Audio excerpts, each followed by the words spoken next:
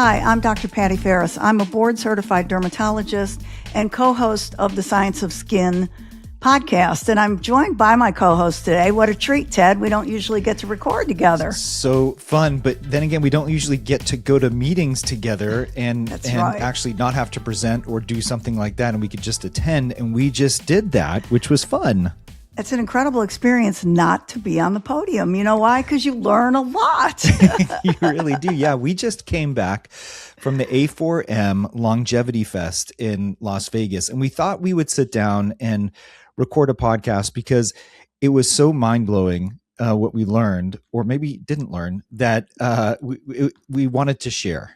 So just for our listeners who are not familiar with A4M, it's the American Academy of Anti-Aging Medicine group, and they host several meetings a year. And I think the first thing we can say, Ted, is the interest in anti-aging medicine and longevity is huge. I mean, there were how many practitioners there? Thousands. I mean, we got there on the first day when it started. We thought we were being good boys and girls.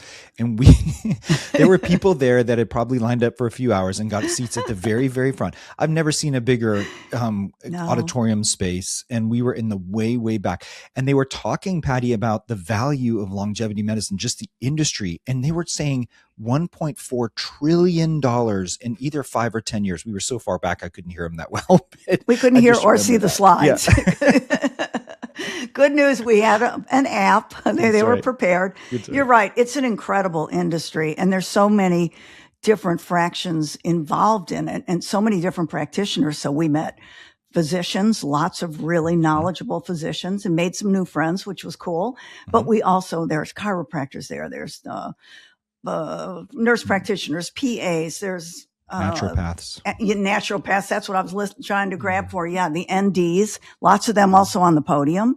And it was just an incredible group of practitioners, all kind of chomping at the bit to learn what's the latest in longevity. I decided to go in a day early, Patti, and I went to the full day hormone session, and I had no idea what I was walking into. But it was essentially a primer on the estrogen pathway in the female body and the male body, going down to every metabolite. I was just starstruck by these speakers who knew it like the back of their hand. Right. And these were not MDs. These were, I think one of them was a naturopath. Another one was a nurse practitioner, but they had obviously studied so hard and learned every single pathway. I literally was just like, I feel like I'm in med school again. And I'm not even sure I learned all that in med school, quite frankly. We probably didn't. But, there was a lot of discussion on female health and female longevity. That was a big theme. There was one of the first sessions we attended on Friday was Female Longevity Blueprint, and it was titled Balancing Hormones, Mitochondria, and Metabolism. I thought it was a really good talk. It started with some sort of staggering statistics on female health, like 1 in 3 women dies of a myocardial infarction or a stroke, and 1 woman every 3.5 seconds dies from cardiovascular disease. And then they talked about just the decline in ovarian function and how that is related to systemic aging. So again, the stuff that you learned in your session playing out in this whole female longevity play, it was so interesting. They talked about perimenopause being the most symptomatic time of life in women. And I think every one of us who's been through it or is currently going through it will corroborate that. And just that, it causes the loss of hormones, causes acceleration of cardiovascular degeneration, bone degeneration, cognitive decline, and of course, metabolic aging. They also talked some interesting things about cortisol and how it affects the female brain. And we all know that women have a tremendous amount of stress because it's that work-life balance and dealing with the kids and all the activities and your career. And they talked about that it was associated with smaller brain volume, lower glucose metabolism, and higher beta amyloid. That it's high cortisol in the female brain. Super interesting to me.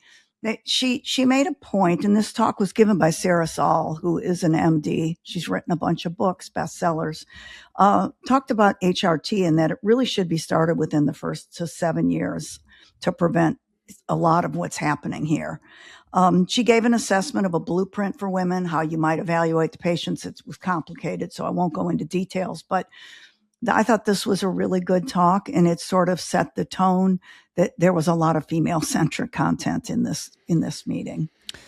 Yeah, and in my session, the hormone session, we did have content on men and testosterone in general, and there was a lot of time spent discounting the myths regarding the harmful effects of testosterone. There's been a lot of talk about whether there's cardiovascular risks, for example, and also just because of the aromatase enzyme conversion of testosterone to estrogen and leading to a higher estrogenic state for men, which can be harmful as well.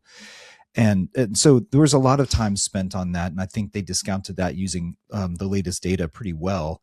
I'd like to do my own research, of course, but for now, it seems like, all these gym bros who are on testosterone, as they kept saying, not my words, theirs, that they said they actually may have it right. And we just have to really consider the levels of testosterone that our patients are on.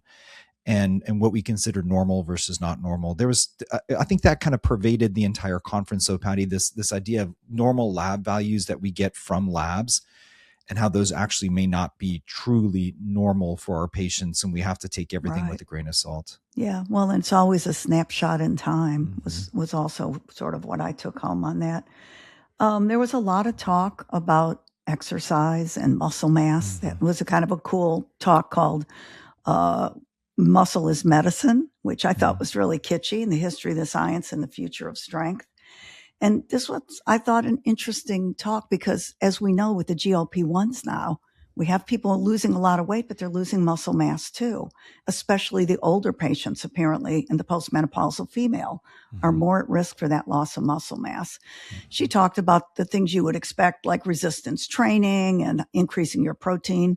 I don't know how they expect us to eat all this protein, but you need a lot of protein. Wasn't it like 30 grams a meal? Three times a day? Honestly, that was one of the most interesting parts. I mean, we all, maybe not all of us, but a lot of us listen to these longevity podcasts to read the books. And I'm just very interested in it overall. I just find it fascinating, not because I want to live forever, just because I think it's preventative medicine as well. And they were talking about how important it was to eat a lot of your protein early in the day for muscle building, like 30 grams of protein for women at breakfast. And you and I were joking, that's steak and eggs. I mean, I don't know, Exactly. if you want to get, all the amino acids in a biologically available form, it's animal protein. And so that's kind of steak and eggs. And wow, that's a lot. Yeah, it was a lot. So I thought it was a very interesting talk, really highlighting how important maintaining your muscle mass is as you get older for longevity, but also for your health span.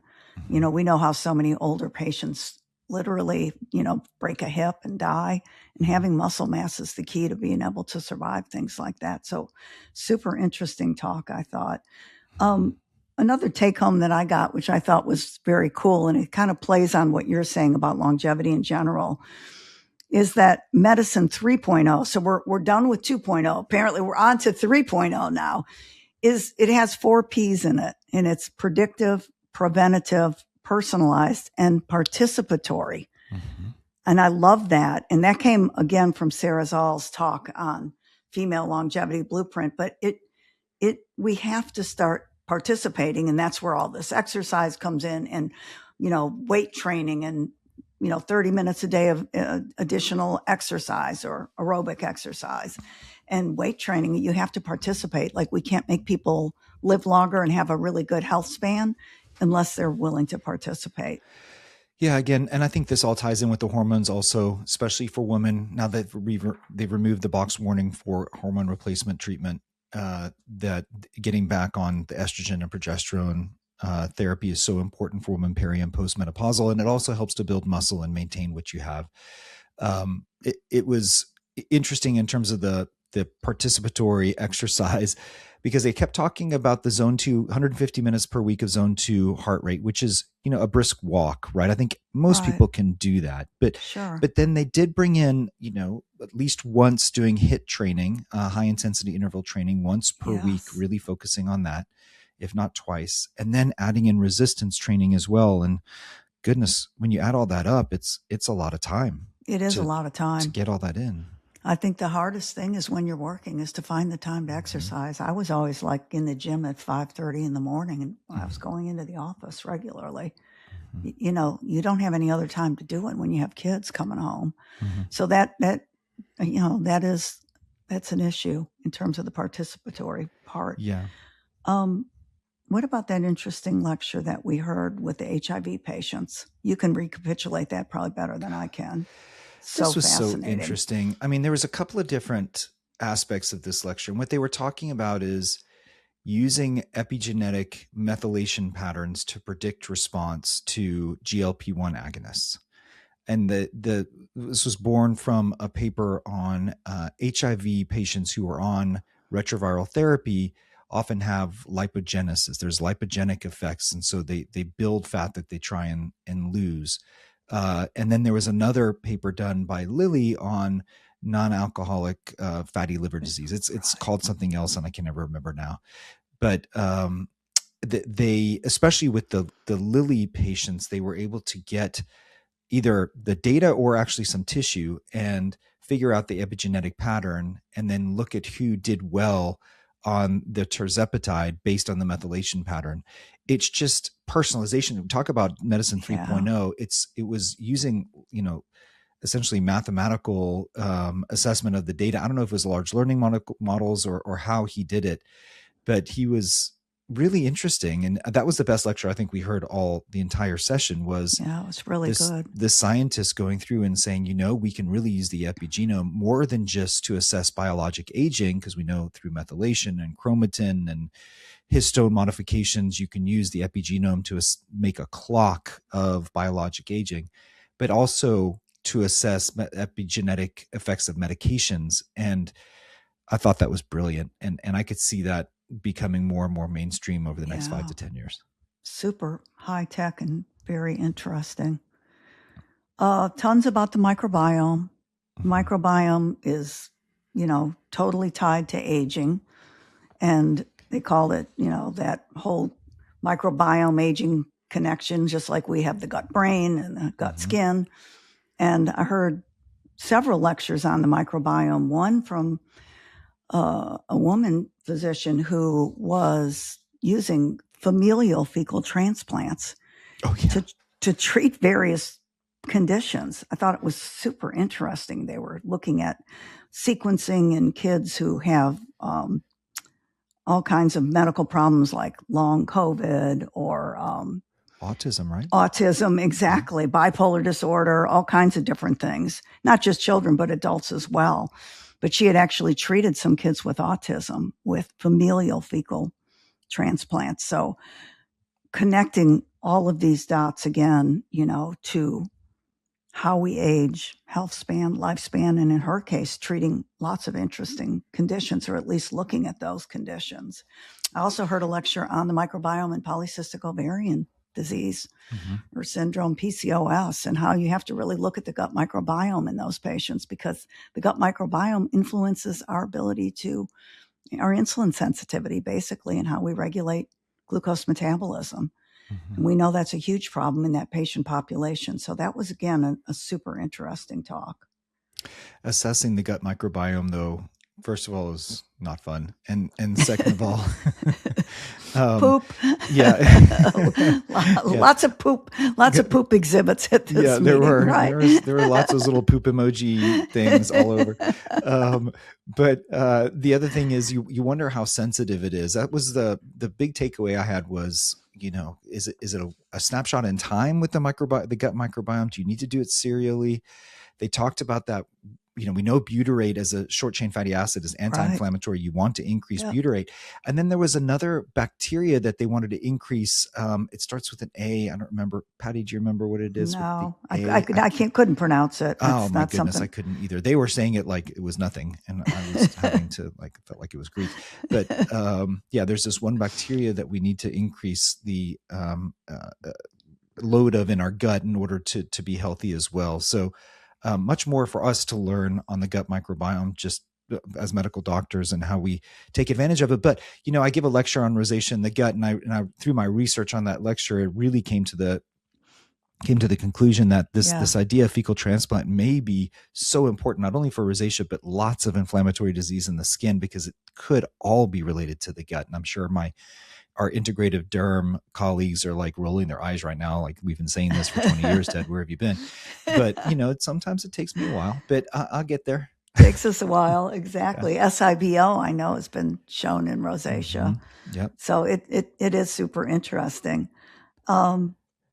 Other things that we heard a lot about were peptides. Oh boy.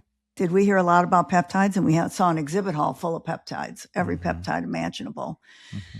So I heard one lecture where it was a PhD speaking. Then he was talking about liposomally encapsulating peptides and how that could really be a game changer in terms of, it's hard to deliver these things through the GI tract because of their size, because they tend to get broken down very quickly. They're not very stable.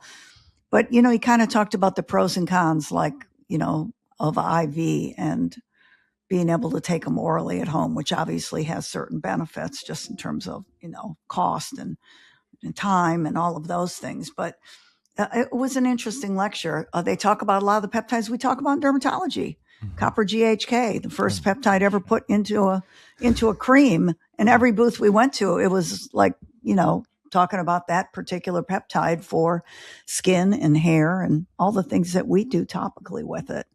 So I thought that was really interesting. Some of the others, the BP 157, we saw a lot of that, which is one that modulates growth hormones, growth factors, is a repairing, kind of like promotes angiogenesis. So there was a lot of talk about peptides. They're alive and well in this whole longevity space. I think maybe we got to wait for the science to catch up, Ted, because we kept kind of waiting for the big aha moment. And I don't think we got the aha moment, but still there's a lot of enthusiasm, and there are lots of people using these in their patients and recommending them. And, if you look at social media, they're stacking these. I'm taking this one. I'm taking that one. I can't even remember the names of them. You and I keep going, what's that BP? Yeah. I know there needs to be a better PR agent, because these names are ridiculous. But they do. Yeah. I think it's so difficult with the peptides, because you want more data, but they're essentially generics, right? So you're not going to, it's not like one company can make them and just have ownership of that one peptide. No, so it's everybody's making them. Everybody's making them. So it's really difficult to get, really large randomized trials that we would need to feel super comfortable with them. And because everybody's making them, that also raises the question of formulation and production, and exactly. Are they contaminated? And oh gosh, I mean, there's so much, on podium, they were touting the benefits, and this patient did this and that patient did that. I use it all the time. And these are these crazy busy longevity docs who, see tons of patients and are using them.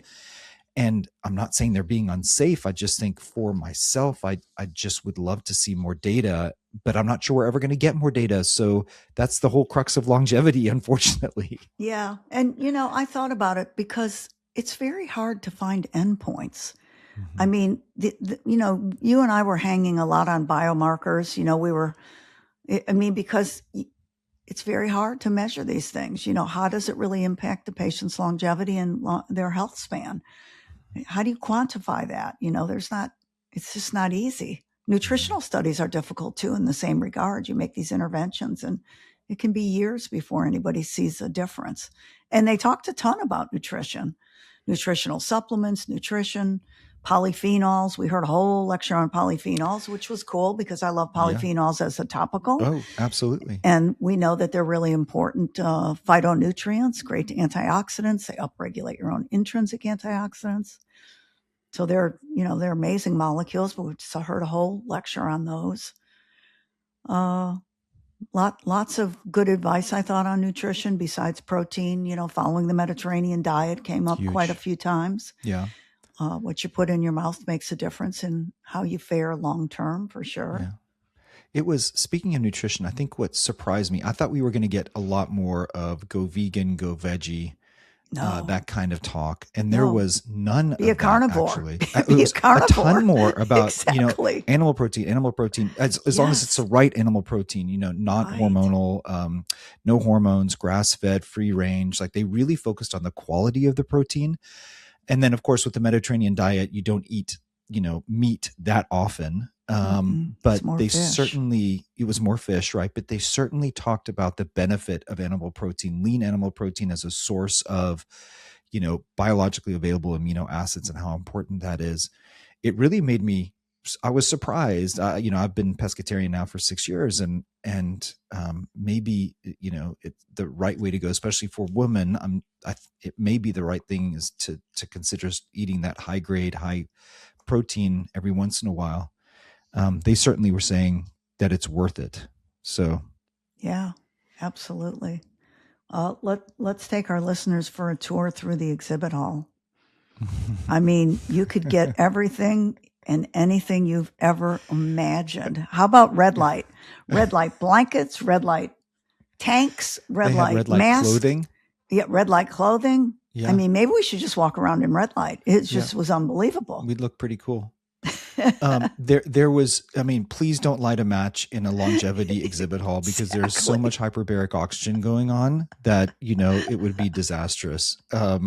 So for sure. Yes. Yeah. Lots of interest in hyperbarics, which honestly is something that we all use in medicine. And it does have incredible benefits in so many of our medical specialties. But yeah, that was there. And then the supplement companies, lots of supplement companies, probably more than anything. We saw supplements, not as much skincare as I expected, truthfully, but a lot of supplements. There were some interesting skincare companies there, though. We met, and people might see those at our conference, because we were pretty interested in what they were doing. They had some really novel ideas, and novel ingredients too.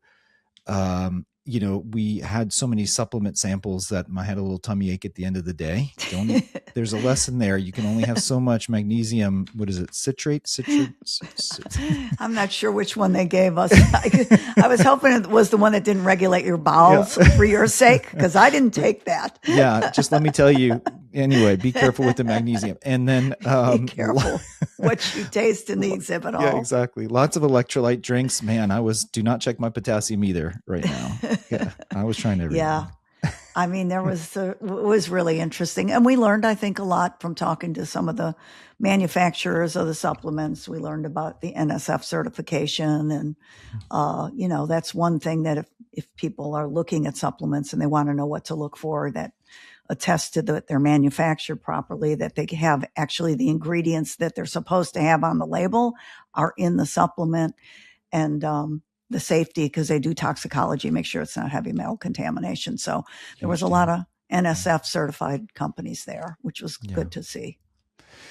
What else did we see in that exhibit hall? I mean, there was, there were booths that said "We cure cancer," which of course we didn't really hit up that much. No, but we saw a new cancer screening tool that was interesting, similar to the Gallery test, the cell-free DNA test. Yeah. And met a dermatopathologist interested and was involved with that company. Super interesting. I mean, early detection with liquid biopsies are definitely mainstream and coming into medicine. Mm-hmm.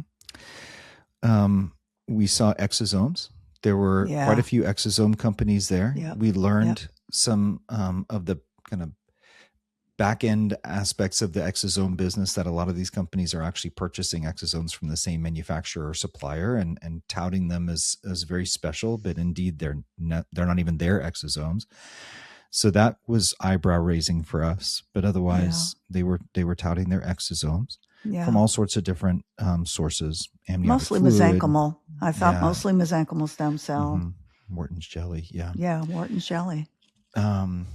What else? Lots of device companies there. We saw some interesting handheld devices. Seems like plasma is making a comeback. Yeah, plasma. That was so interesting. Yeah, handheld plasma devices with little cartridges, which democratizes the availability of topical of handheld laser devices for sure. I think that was very cool. Yeah, I can't nitric think of oxide. Nitric oxide. Yeah, went to the nitric oxide company and chatted with them, and super interesting. Professor from Baylor College of Medicine had done all this research and started a company on nitric oxide, and both in tablet form and topically. Mm-hmm. That was very interesting too. I think that kind of wraps up what we saw in the the exhibitor hall. There were major themes. There were lots of book signings. Yeah. These are prolific writers. There was a book signing every 15 minutes somewhere. Mm-hmm. And they were giving away the books, and they had lines waiting for them. That's for sure. And we got a book. We did. We got a book. I gave it to my wife, the 50 Things You Should Know About Menopause. You better read it first. No, Ted, this could be it for you. You write a book, Living with Menopause. Yeah, that's right. Living with Menopause. That could be a New York Times bestseller. Yeah. Well, that's a tough time for men. Mm-hmm. Yeah, but not for me, because my wife is perfect in every way, Patti.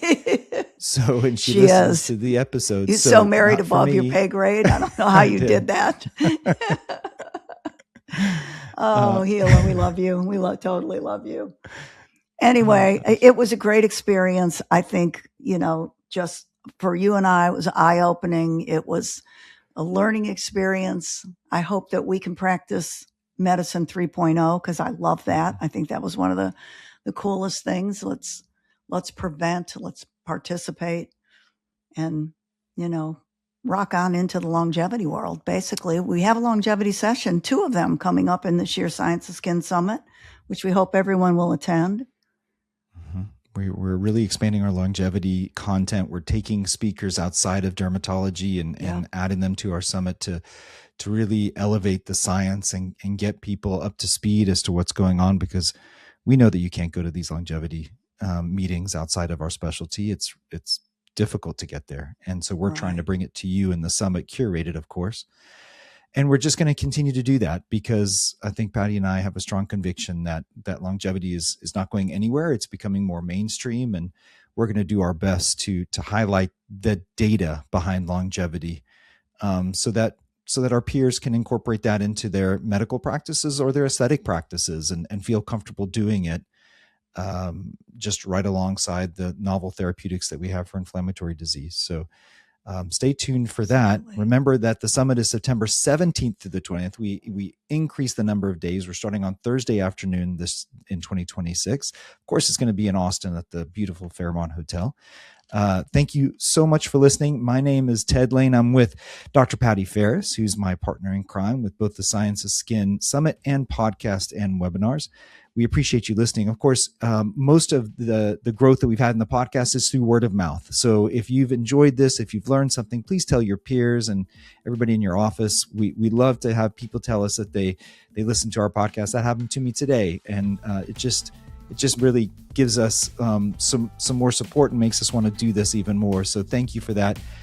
This will be our last conversation for 2025. So for everybody listening, we wish you very happy holidays and a joyful and certainly healthy 2026. And we look forward to speaking to you again next year.